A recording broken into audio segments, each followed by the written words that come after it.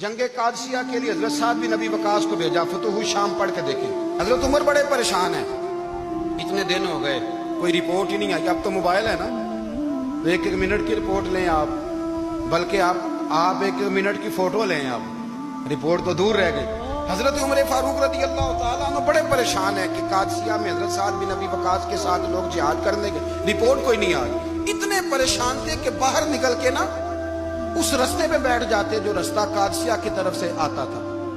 उस जो भी आता जाता पूछते जंग के क्या हालात हैं। उधर जब अल्लाह ने फतह दे दी ना, तो हजरत साद बिन नबी वकास रदी अल्लाह तआला अन्हु ने ना एक कासिद को खत दे के भेजा, कहने लगे उमर के पास जाओ, उन्हें इत्तला दो कि अल्हम्दुलिल्लाह अल्लाह ने इस्लाम को फतह अता कर दी। ये हजरत उमर को जाके देना, वो बड़े परेशान होंगे। वो जो उस जमाने में इस तरह होता था कि कई दूर दूर से सहाबा जो दूसरे शहरों के मुल्कों के रहने वाले होते थे, वो भी आकर शामिल हो जाते थे जिहाद में। कोई एक दफा मदीने आया, कोई दो दफा आया, फिर अपने अपने इलाकों में बहुत सारे लोगों ने ज्यादा दफा हजरत उमर को देखा भी नहीं था।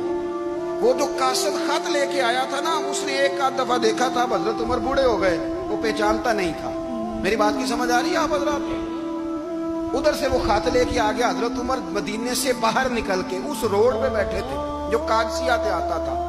जब उस आदमी को आते देखा तो हजरत उमर उठ के खड़े हो गए, फरमाने लगे कादसिया से आ रहे हो? वो क्या कहता है? फटे पुराने कपड़े, टूटे हुए जूते, सर पे पुरानी पगड़ी। कहने लगे गुलाम मदीने के रहने वाले हो?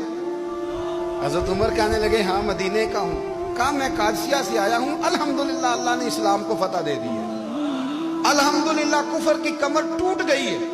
उसने ये बात करके तो घोड़े को एड़ी लगाई, घोड़ा दौड़ने लगा मदीने के। हजरत उमर भी साथ साथ दौड़ रहे हैं। फरमाने लगे अच्छा बताओ खालिद बिन वलीद का क्या हाल है? थोड़ा आगे जाके फरमाने लगे उसामा बिन ज़ैद कैसे है? वो कहते ठीक है। फिर उसने और घोड़ा, उमर साथ साथ दौड़ रहे हैं, साथ साथ 24 लाख मुरब्बा मील का हुक्मरान, एक जूता पैर से निकल गया, उमर दौड़ रहे हैं। आगे जाके पूछते हैं साद बिन नबी वकास का क्या हाल है? तो हुजूर वो भी ठीक है।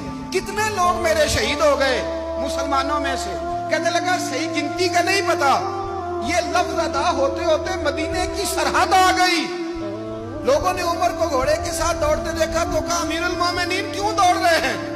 वो गुलाम छलांग लगा के नीचे आया, कदमों में बैठ गया। कहने लगा हुजूर आपने बताया ही नहीं आप अमीरुल मोमिनीन है। आप फरमाने लगे क्या बताता? मैं तो ऊंट चराने वाले का पुत्र हूँ, क्या बताता? वो उमर हूँ जिसने अपने गुनाहों का हिसाब देना है, क्या बताता? जो साद बिन नबी वकास को जिहाद पे भेज के खुद बुज़दिलों की तरह घर में बैठा है, क्या बताता? कोई हैसियत नहीं, कोई ताकत। तूने अच्छा किया, तू तो मुजाहिद था, मुझे साथ साथ दौड़ाया, तूने अच्छा किया। जितने लोग थे चीखे मार के रोने लगे। हजरत फारूक आजम से कहने लगे उमर जब तक तेरे जलवे रहेंगे अल्लाह कामयाबियां ही अता फरमाएगा, जब तक तेरा रंग रहेगा अल्लाह ताला नवाजता ही रहेगा। कुछ नहीं, कभी अपना आप जाहिर ही नहीं किया। बहुत बड़े थे, बहुत बड़े थे हजरत उमर, बड़े थे, लेकिन सारी जिंदगी अपने मुहाल। हजरत अबू राफे गुलाम थे, कुरान पाक बड़ा सोना पढ़ते थे। हजरत उमर जब भी उन्हें मिलते कहते अबू राफे तो उमर से अच्छा है, कुरान बड़ा शानदार पढ़ता है। तो वो कहते हुजूर अगर मैं कुरान सही पढ़ता हूँ तो आपको कुरान की तशरीह ज्यादा सही आती है, आप भी तो मुझसे अफजल हैं। तो आप फरमाते नहीं फिर भी तो मुझसे अफजल है। क्यों?